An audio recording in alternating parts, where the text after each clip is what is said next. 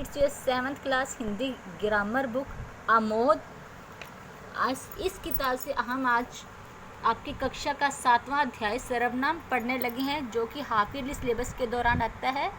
विषय प्रवेश। इस पाठ में आप सर्वनाम है उसके भेदों के बारे में जानेंगे, जिसकी सहायता से सर्वनाम का सही प्रयोग व उच्चारण करना सीखेंगे।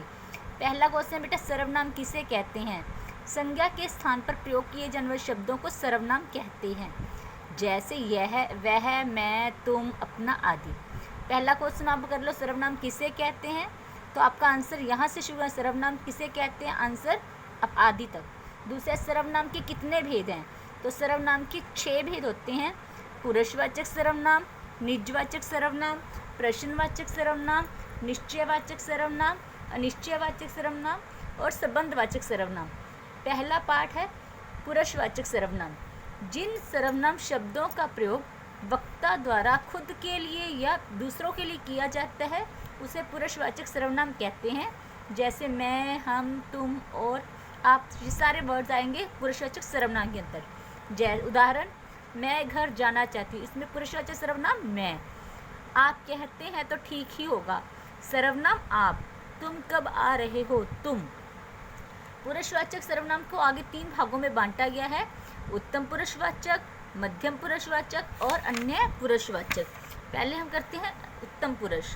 बोलने वाला व्यक्ति अपने लिए जिन सर्वनाम शब्दों का प्रयोग करता है वे उत्तम पुरुष सर्वनाम होते हैं, जैसे मैं, मैंने, हम, मेरा, हमारा। मध्यम पुरुष सुनने वाले के लिए जिन सर्वनामों का प्रयोग किया जाता है मध्यम पुरुष सर्ववाचक सर्वनाम कहलाते हैं, जैसे तू, तुम, तुझे, तुम्हारा। और अन्य पुरुष बोलने वाला अन्य व्यक्ति के लिए जिन सर्वनामों का प्रयोग करता है वे उत्तम पुरुष सर्वनाम कहते हैं, जैसे वह, उसे, उसने, उन्होंने, इन्होंने, सारे वर्ड्स आते हैं। इसके बाद दूसरा भेद है निजवाचक। निज का अर्थ होता है अपना। जो सर्वनाम अपने आप के लिए प्रयोग किया जाता है वह निजवाचक सर्वनाम कहलाते हैं, जैसे स्वयं, स्वतः, अपने आप, खुद आदि। इसमें मैं अपने सारे काम स्वयं करता हूँ, स्वयं वर्ड इज निजवाचक सर्वनाम। मैं अपने कपड़े स्वयं धो लूँगा, स्वयं वर्ड इज निजवाचक। मैं वहाँ अपने आप चला जाऊँगा, इसमें निजवाचक सर्वनाम अपने आप। प्रश्नवाचक। तीसरा भेद है प्रश्नवाचक। जिन शब्दों का प्रयोग किसी वस्तु, व्यक्ति आदि के बारे में कुछ सवाल पूछने या उसके बारे में जानने के लिए किया जाता है, उन शब्दों को प्रश्नवाचक सर्वनाम कहते हैं, जैसे कौन, क्या, कब, कहाँ, कैसे आदि। उदाहरण, तुमने क्या कहा। क्या का शब्द इस प्रश्नवाचक और किसके पीछे प्रश्नवाचक चिन्ह जरूर रखता है। मुझे कहाँ जाना है, कहाँ और प्रश्नवाचक चिन्ह। तुम्हारा परिणाम कब निकले, परिणाम या नतीजा। चौथा पॉइंट है निश्चयवाचक सर्वनाम।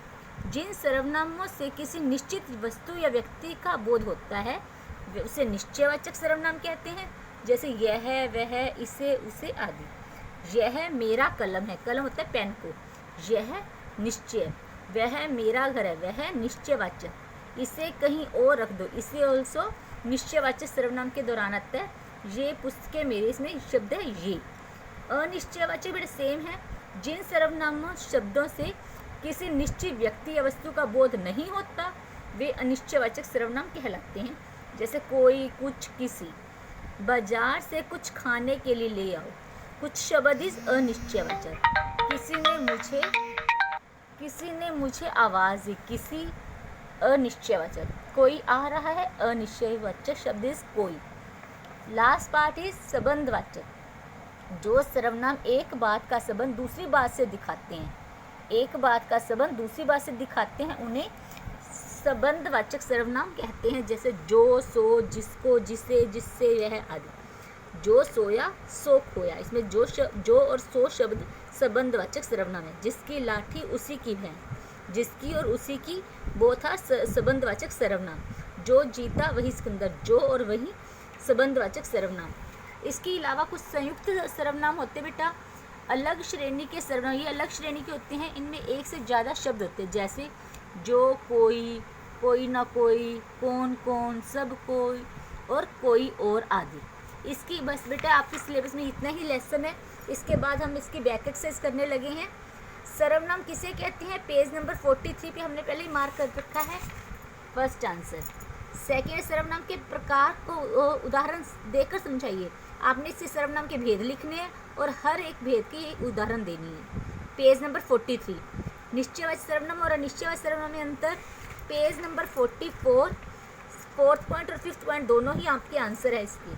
पुरुषवाचक सर्वनाम page number 43, only this part from here. इसके अलावा उसके बाद पार्ट नंबर 2, खालिस्तान। डैश मेरा मकान है यह, डैश आ रहा है कौन आ रहा है, अपना काम डैश कीजिए स्वयं, डैश लाठी डैश भैंस जिसकी लाठी उसकी भैंस, उसे डैश दे दीजिए खाना। मेरे तीसरा पार्ट है रेखांकित सर्वनामों को की जगह सही सर्वनाम लगाकर वाक्यों को शुद्ध कीजिए। मेरे खाना खाना है, मेरे नहीं बेटा मैंने। तेरे को काम करना है, तेरे को नहीं आएगा तुझे या तुमको। घर में उसे आया है, उसे नहीं आएगा वह। आप आना चाहिए, आपने तुम्हें। मैंने गांव नहीं जाना मुझे। उसके बाद दिए गए सर्वनामों के नाम। आप पुरुषवाचक, क्या प्रश्नवाचक, वह पुरुषवाचक, मुझको पुरुषवाचक, अपने आप निजवाचक। उसके लास्ट पार्ट है बहुविकल्पी प्रश्नों के सही विकल्प छाटिए। संज्ञा के स्थान पर प्रयुक्त हो सकता है आंसर इज सर्वनाम। सर्वनाम के भेद होते हैं, यहाँ